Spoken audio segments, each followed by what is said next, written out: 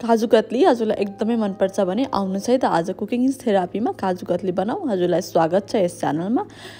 ठ्याक्कै restaurant style kaju katli, ठ्याक्क measurement पनि एक्ज्याक्ट मेजरमेन्ट, हजुरसँग मेजरिङ कप छैन भने पनि जे छ त्यही अनुसार हजुरले मेजर गरेर बनाउन सक्नुहुन्छ। 2 कप चाहिँ हजुरले जेबाट मेजर गरिरहनु भएको छ त्यसबाट चाहिँ काजु लिनु होला। अब यो काजुलाई चाहिँ मैले ब्लेन्ड गर्छु, मजाले यसलाई ब्लेन्ड गर्ने। यसलाई ब्लेन्ड गर्दाखेरि चाहिँ एकदमै केयरफुल भएर बिस्तारै ब्लेन्ड गर्नु होला, ताकि हजुरले ब्लेन्ड गरिसक्छ बटर जस्तो पनि नहोस्, किनकि काजु त अब एकदम चिल्लो हुन्छ नि त, हजुरले गर्दाखेरि बटर पनि हुनसक्छ। त्यही भएर यतिको बिस्तारै यतिको पाउडर भइसक्छ यसलाई निकालिहाल्नुहोस्। अनि अब यसलाई निकालिसकेपछि यसलाई मजाले छान्नुहोस्। नछाने पनि खासै फरक पर्दैन रहेछ है, त्यही भएर नछान्नु भए पनि हुन्छ। हजुरलाई दुःख लाग्छ भने हल्का ठुल्ठुलो दाना परेको छ भने चाहिँ त्यसलाई निकाल्नु होला। अब एउटा प्यानमा चाहिँ 1 कप चिनी राख्नुहोस्। त्यसै गरी जति काजु राखेको छ त्यसको आधा चिनी अनि त्यसको आधा चाहिँ पानी राख्नुहोस्। अब 1 कप चिनीमा आधा कप पानी राखेपछि यसको हामीले चास्नी बनाउँछौँ।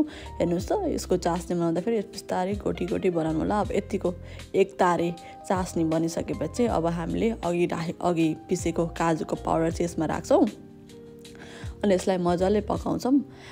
यसलाई यो बेलामा चाहिँ हजुरले फ्लेम एकदमै सानो पार्नु होला, नत्र फेरि तल जल्छ अनि राम्रो हुँदैन। त्यही भएर एकदमै सानो पारेर जे होस् यसलाई मजाले मुस्न मात्र खोज्नुहोस्।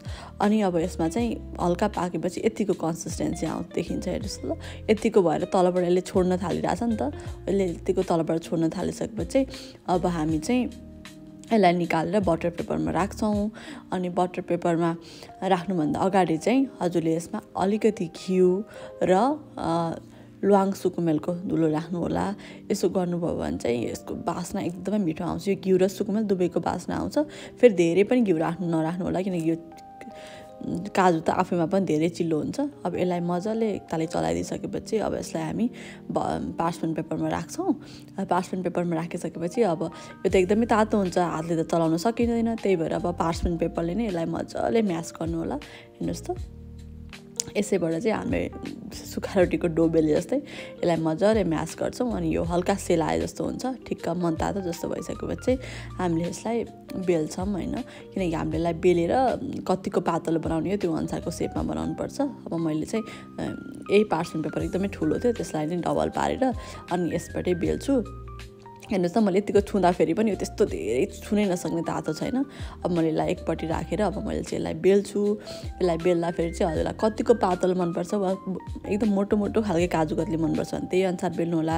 मलाई त एकदम पातलो मनपर्ने भएकोले गर्दाखेरि मैले अब मजाले बेलेर यसलाई ठुलो बनाएँ। यो बेल्दा फेरि पनि एकदमै सजिलो हुन्छ, जस्ट लाइक सुक्खा रोटी बेले जतिको पनि गाह्रो हुँदैन, आफैले मजाले बेलिहाल्छ। अब यतिको भइसकेपछि चाहिँ मैले हेरेँ कस्तो कन्सिस्टेन्सी छ यताउता भनेर, जतातिर छ त्यतातिर अलिकति बढी बेल्नु भए पनि हुन्छ हजुरले। अब यसपछि माथि चाहिँ मैले यो सिल्भर बार्क राखिदिएको छु, इरिबल सिल्भर बार्क। यो चाहिँ हजुरले नेटमा सर्च गर्नु होला वा हजुरको नजिकैको किराना स्टोरमा पाएछ भने त्यहीबाट लिनु होला। अब यसलाई काट्दाखेरि मजाले काट्नु होला, जसरी हामीले निम्कीहरू काट्छौँ जस्तो डायमन्ड सेपको बनाएर काट्नुपर्ने हुन्छ। स्केलले मजाले मेजर गरेर पनि काट्न सक्नुहुन्छ वा मैले जस्तै ऱ्यान्डमली पनि काटिदिन सक्नुहुन्छ। जस्तो गरे पनि केही समयपछि खाने हो, एकदमै मिठो बनिहाल्छ। अनि मेरो चाहिँ ठ्याक्कै कस्तो राम्रो बनाएछ कि काजु कतली होइन। अनि यसको त्यो टेक्सचर पनि एकदमै राम्रो बन्छ। सेम यही रेसिपी फलो गरेर हजुरले बनाउनु भयो भने हजुरको काजु कतली पनि एकदमै राम्रो बन्छ। साथै यस्तै रेसिपीहरूको लागि कुकिङ इज थेरापी च्यानललाई फलो गर्न चाहिँ नबिर्सिनु होला।